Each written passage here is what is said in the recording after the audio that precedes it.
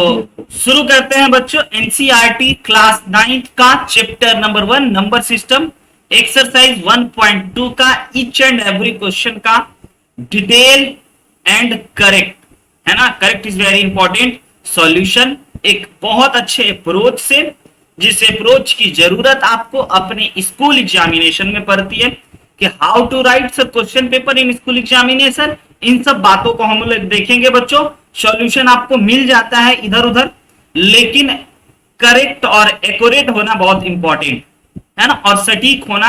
जितने आपकी डिमांड है, जितना क्वेश्चन पूछ रहा है, तो उसी के रिगार्डिंग बातें करना। तो आज का बच्चों हमारा सॉल्यूशन है एनसीईआरटी का क्लास 9 का, है ना। हम आपको फिर से बता दें, क्लास 9 का पहला चैप्टर है ना का एक्सरसाइज नंबर 2 यानी कि एक्सरसाइज 1.2 3-4 मुश्किल से क्वेश्चंस जो बच्चे कर चुके हैं उनके लिए रिवीजन पर्पस के लिए बहुत इंपॉर्टेंट है। जो बच्चे नहीं कर चुके हैं मेरे साथ साथ अभी रफ में कीजिएगा, और बाद में क्लास के बाद आपको हम पीडीएफ दे देंगे, तो वो पीडीएफ से आप अच्छे से अपने कॉपी में अरेंज करके सजा लीजिएगा। बच्चों 1.2 का पहला क्वेश्चन है जिसमें कि 3 सब क्वेश्चन है। पहला क्वेश्चन है state whether the following statement are true और फॉल्स, जस्टिफाई योर आंसर। कह रहा है कि बच्चों इन तीनों स्टेटमेंट से कौन स्टेटमेंट ट्रू है और कौन स्टेटमेंट फॉल्स है, आप पहले हमें ये बताइए। और उसके बाद जो ट्रू है या जो फॉल्स है उसको भी जस्टिफाई करने हैं, ऐसा कह रहा है क्वेश्चन में। तो सबसे पहली बात बच्चों आपके सामने पहला क्वेश्चन कह रहा है every irrational number is real.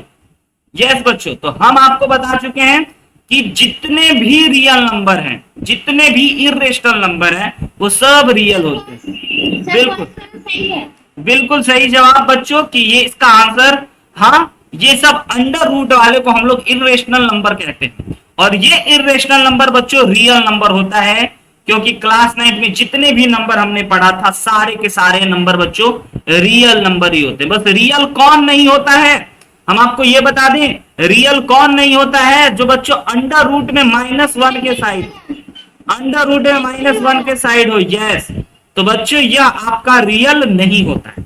Okay, बाकी नंबर सब रियल होते हैं, तो इसका आंसर बिल्कुल ट्रू होगा।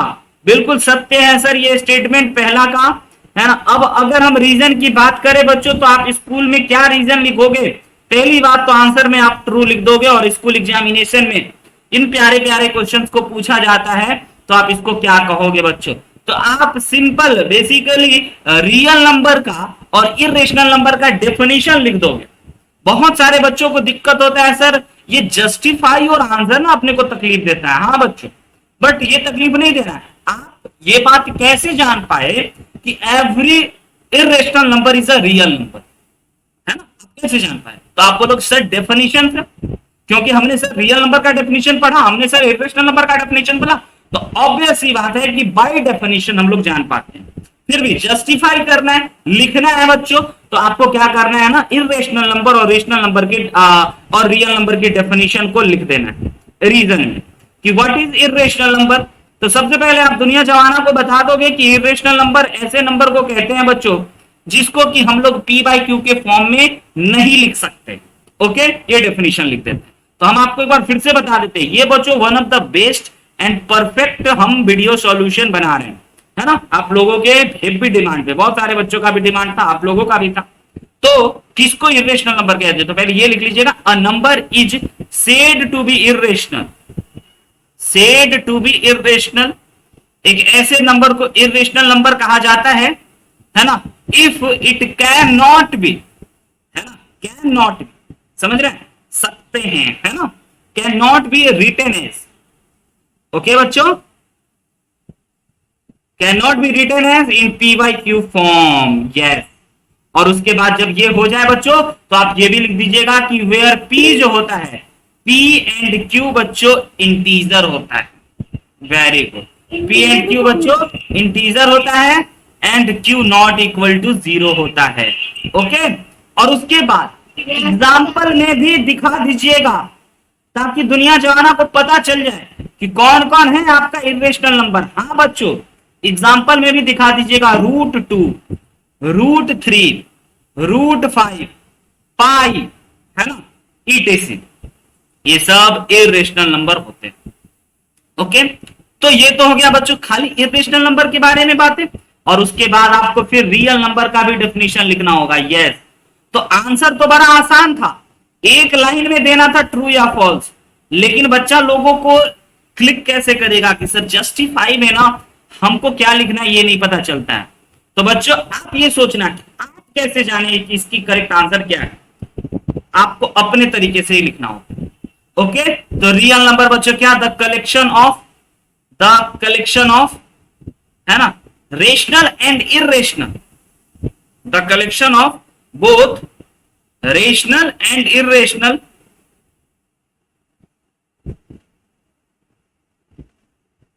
Okay numbers are known as real numbers.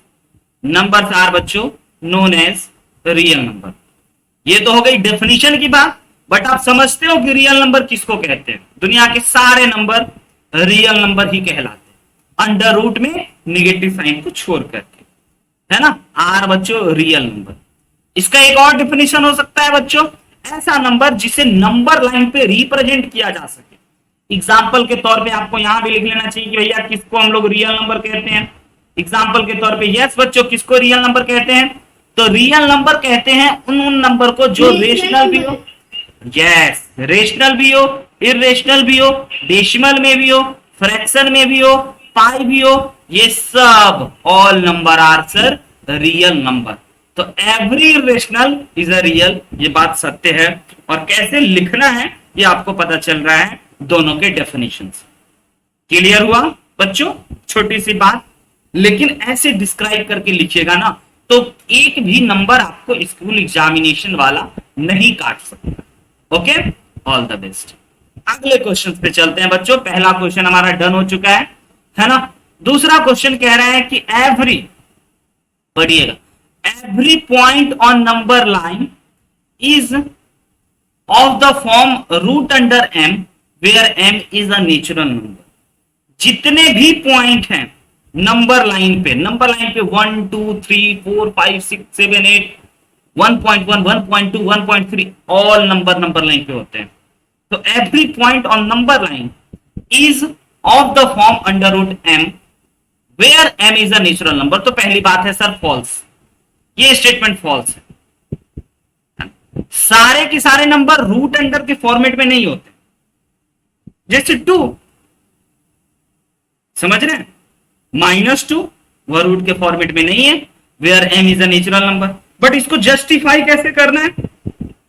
तो बच्चों आपको पहले समझना है, रटना नहीं है, समझना है। जैसे कि आप ना नंबर लाइन पे कौन कौन नंबर होता है पहले ये देख लो। नंबर लाइन पे 0 भी होता है, 1 भी होता है, 2 भी होता है, -1 भी होता है, -2 भी होता है। तो अंडर रूट में आप 4 को अंडर मतलब 2 को आप अंडर रूट 4 लिख सकते हो, है ना। लेकिन बच्चों, है ना, -4 को आप -2 नहीं लिख सकते हो। तो वही कह रहा है कि n एक नेचुरल नंबर होगा तो क्या इसके फॉर्म में लिख सकते हैं? तो फॉल्स, नहीं लिख सकते हैं। तो अब आइए इसकी अगर बच्चों आपको जस्टिफाई करना होगा तो आप क्या लिखोगे? तो इन्हीं जो बात हम मुंह से बोल रहे हैं, है ना, वर्बल बोल रहे हैं, उसको बच्चों रिटन में देना है ना। आइए हम अगले पेज पे इसकी बातों को लिख देते हैं। दूसरा का बच्चों सॉल्यूशन हम आपको बता रहे हैं, है ना। दूसरा का सॉल्यूशन में सबसे पहले आपको आंसर लिखना है फॉल्स, है ना। आपको पता होगा कि हम कौन सा एक्सरसाइज का कौन सा क्वेश्चन डिस्कस कर रहे हैं। ओके, है ना, फॉल्स बच्चों। तो हम लोग यहां पे ये लिखेंगे, है ना, एग्जाम्पल के तौर पे पहले एक स्टेटमेंट लिख देते हैं, है ना। The statement is false, this statement is बच्चों फॉल्स। ये स्टेटमेंट पूरी तरीके से गलत है ना। Since as per rule, okay बच्चों, अ नेगेटिव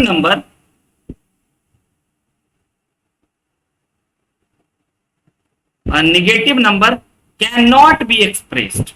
यही पॉइंट, एक निगेटिव नंबर को एक्सप्रेस नहीं कर सकते। Yes, can not be expressed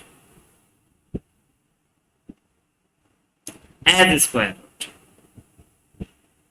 clear हुई बात?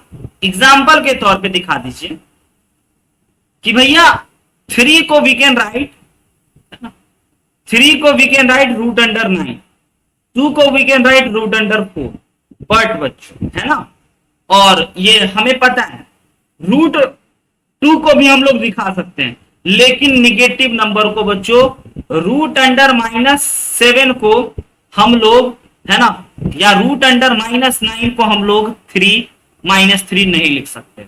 तो सर जरा ये बता दो कि ये रूट अंडर -9 किसके बराबर होता है? यस बच्चों, क्लास 11th में जब आप कॉम्प्लेक्स नंबर पढ़ोगे तो आपको पता चलेगा कि हम लोग इसको ऐसे लिख सकते हैं, और ऐसे लिखने के बाद इसको ऐसे और इसको ऐसे कर सकते हैं, और उसके बाद बच्चों इसके जगह पे 3 लिख सकते हैं, और ये रूट अंडर -1 के जगह पे आई लिख सकते हैं, आई आयोटा। अगले क्लास में क्लास 11th में बच्चे इसको डिस्कशन करेंगे, है ना। तो हम आपको कुछ एक्स्ट्रा बात भी बता दें ताकि आप बातों को समझ पाओ, देख पाओ, जान। ओके बच्चों, very clear what is reason and what is your answer. अगले पॉइंट पे चलते हैं। नेक्स्ट क्वेश्चन है every real number is an irrational number. पहले बताइए आपकी साइड से क्या आंसर होगा इसका, ट्रू और फॉल्स होगा? Every real number is an irrational number, कहता है कि हर एक रियल नंबर एक इरेशनल नंबर होगा। फॉल्स, फॉल्स बच्चों, every irrational number is a real number, है ना, but every real number is not a irrational number. False, नई बात समझे, उल्टी बातें हैं, जरा ध्यान से समझिएगा, पढ़िएगा। स्टेटमेंट पहले पढ़ लीजिए। योर स्टेटमेंट सेज बच्चों every real number is an irrational number. Example दिखा दे, 1/2। 1/2 एक रियल नंबर है तो बच्चा बोले यस सर, और बोले 1/2 एक इरेशनल नंबर है तो नो सर। समझ रहे हैं बात, है ना? तो इसीलिए, है ना। तो बच्चों स्टेटमेंट ये कह रहा है, स्टेटमेंट में बच्चों आप ये लिख लीजिएगा जस्टिफाई में, इसके तीसरे के जस्टिफिकेशन में बच्चों पहले तो आप आंसर, है ना, answer is false, and justification में आप लिख देना एवरी, है ना, we know every irrational number, irrational number is real, but every real number is not, every real number is not an irrational number. Okay बच्चों, done और not done, clear हुआ? Yes, अगले क्वेश्चन पे चला जाए। तो बच्चों हम लोग डिस्कस कर रहे हैं एक्सरसाइज 1.2 का क्वेश्चन नंबर 1 कंप्लीटेड। इतने डिटेल में हम डिस्कस किए हैं ताकि आपको बात समझ में भी आए, क्योंकि आप रट करके जवाब दे दिए तो नहीं, समझ में भी आना चाहिए, और हाउ टू राइट ये भी, ये पूरा पीडीएफ आपको मिल जाएगा, है ना। अगले पे चलते हैं बच्चों। अगला क्वेश्चन ध्यान से पढ़िए, question number 2 exercise 1.2 NCERT class 9, है ना। Are the square root of all positive integer irrational? Question समझ में आ रहा है? Are the square root of all positive integer irrational? If not, give an example of a square root of that number is irrational number. तो पहले बताइए बच्चों yes और no, कहिए तो हिंदी में ट्रांसलेट कर दें। कह रहा है कि क्या सभी are the all square root of positive integer is the irrational? तो नो सर, नहीं, सभी नंबर को नहीं लिख सकते, है ना। सभी नंबर ना हमारा इरेशनल नहीं होगा। जैसे रूट अंडर 4 बाहर निकल जाएगा 2 हो गया, रूट अंडर 9 बाहर निकल गया 3 हो गया। तो ये एग्जांपल दे रहा है। तो पहली बात बच्चों आपको अपने सॉल्यूशन में आंसर में लिखने चाहिए नो, बड़े शब्दों में नो, है ना। Know the square root of, और उसके बाद स्टेटमेंट पूरा कर दीजिएगा, द स्क्वायर रूट ऑफ, बस क्वेश्चन में ही मिलता है आंसर, है ना। बस आपको थोड़ी सी जानकारी होने की आवश्यकता है। The square roots of all positive integer, है ना, इरेशनल। क्लियर हुई मेरी बात बच्चों? यस और नो बोलते रहिए, बताते रहिएगा, है ना। अब बच्चों एग्जाम्पल बोला इफ नॉट, इफ नॉट, अगर कहता है आपका आंसर नहीं है तो गिव एन एग्जाम्पल। ओके, लिखिए, हम तो बहुत सहमत है एग्जाम्पल दिखाने के लिए। तो एग्जाम्पल इज बच्चों root under four, root under four cut करके टू बाहर चला आता है। कैसे आता है आपको पता है ना बच्चों, फोर की जगह पे we can write two cross two is equal to two, and बच्चों two is a rational number. आई बात समझ में, है ना, इसलिए हमारा आंसर नो था root under nine. Root under nine की जगह पे वी कैन राइट बच्चों three cross three is equal to three, and three is the rational number. तो कहने का मतलब कह रहे हैं ना कि अंडर रूट वाला क्या हर एक नंबर इरेशनल होता है, तो नो, एग्जाम्पल भी परफेक्ट है। आई बात समझ में बच्चों, हाँ बोलिए, यस और नो, समझे कि नहीं समझे, हाँ या ना। अगले पे चलते हैं बच्चों, एक बार फिर से बच्चों, definition of irrational number is says every irrational number in under root in square root, है ना, जो स्क्वायर रूट के अंदर दिखे उसको इरेशनल बोलते हैं। लेकिन फिर क्वेश्चन है कि क्या हर एक स्क्वायर रूट के अंदर दिखने वाले नंबर इरेशनल नंबर कहलाते हैं, तो no sir. Under root two एक इरेशनल नंबर है, अंडर रूट थ्री एक इरेशनल नंबर है, लेकिन अंडर रूट फोर जो है ना बच्चों वो तो टू के इक्वल होता है, इसीलिए हाँ अंडर रूट सेवन आपका इरेशनल नंबर है। यस, यह एक इरेशनल नंबर है। कहिए तो और अच्छे से डिस्क्राइब कर दें बच्चों, अंडर रूट एट एक इरेशनल नंबर है, अंडर रूट में दिख रहा है, लेकिन उसी के जगह पे under root nine not sir, यह एक रेशनल नंबर है। क्यों? क्योंकि सर है ना, बच्चा पूछा क्यों, तो बच्चों क्योंकि अंडर रूट नाइन जो है वो थ्री के इक्वल होता है, समझे। अब आइए तीसरे नंबर क्वेश्चन पे चलते हैं। बड़ा ही बढ़िया प्रश्न बच्चों, कंस्ट्रक्शन की आवश्यकता है, कंस्ट्रक्शन से बनाने की जरूरत है आपको। इसको बनाने के लिए ज्योमेट्री बॉक्स की आवश्यकता पड़ने वाली, कंपास की आवश्यकता पड़ने वाली है। कहता है how root five can be represented on number line. बच्चों ये नंबर लाइन पे होता है, तो नंबर लाइन पे कैसे रिप्रेजेंट करेंगे, यस सर, तो नंबर लाइन पे कैसे रिप्रेजेंट करेंगे, तो आइए हम आपको सबसे पहले बच्चों एक प्यारा सा स्ट्रेट लाइन आपको ड्रॉ कर लेना। ओके, स्ट्रेट लाइन ड्रॉ कर लेना है जिसमें कि आपको वन दिखाने हैं, जीरो दिखाने हैं, और हाँ यूनिट सेम रखिएगा, टू दिखाने हैं, थ्री दिखाने हैं। अब जरा आप ये आइडिया लगाओ बच्चों कि रूट फाइव जो है, रूट अंडर फाइव वह कहां पे होगा, सर टू और थ्री के बीच में होगा, क्योंकि रूट अंडर फोर टू होता है, रूट अंडर फाइव नहीं पता, डेसिमल में पता है 2 point something something, root under six नहीं पता, रूट अंडर नाइन थ्री के बराबर हो, तो पक्का टू और थ्री के बीच में आने वाला। तो बच्चों कहता है show how root under five can be represented on number line. तो पहली बात नंबर लाइन पे होता है, दिखा देते हैं। फिर बच्चों कैसे रिप्रेजेंट करेगा हम आपको ये बता देते हैं। आइए जरा ध्यान से समझिएगा, एक बेसिक ज्योमेट्री है, बहुत बढ़िया बच्चों। जीरो से लेकर के टू तक हम एक लाइन ड्रॉ कर लेते हैं ब्लैक कलर से, जो कि आप देख पा रहे हो, और इसी पे एक परपेंडिकुलर ड्रॉ कर लेते हैं 1 यूनिट का। इसका डिस्टेंस बच्चों 1 यूनिट होना चाहिए, है ना। तो आप बहुत साफ साफ देख रहे होगे, अगर इस पॉइंट को ए नाम दे दें, और इस पॉइंट को बी नाम दे दें, और इस पॉइंट को सी नाम दे दें, और बच्चों ए को सी से अगर हम मिला दें, तो आपको एक राइट एंगल ट्रायंगल दिख रहा हो। बच्चों क्या आपको दिखाई दे रहा है कि in triangle ABC, triangle ABC is the बच्चों राइट एंगल ट्रायंगल, एंगल भी 90 डिग्री हो गया। क्या बात है सर, नंबर सिस्टम में ज्योमेट्री दिख रहा है। और बच्चों आपको पता होगा कि यहां से यहां तक का डिस्टेंस 2 है, यस, और अगर यहां से यहां तक का डिस्टेंस 2 है बच्चों, तो according to Pythagoras theorem we can write AC square is equal to AB square plus का बच्चों BC स्क्वायर। ओके और नॉट ओके बताते चलिएगा, है ना। यहां पे लिख दीजिएगा बाय पाइथागोरस थ्योरम। ओके बच्चों,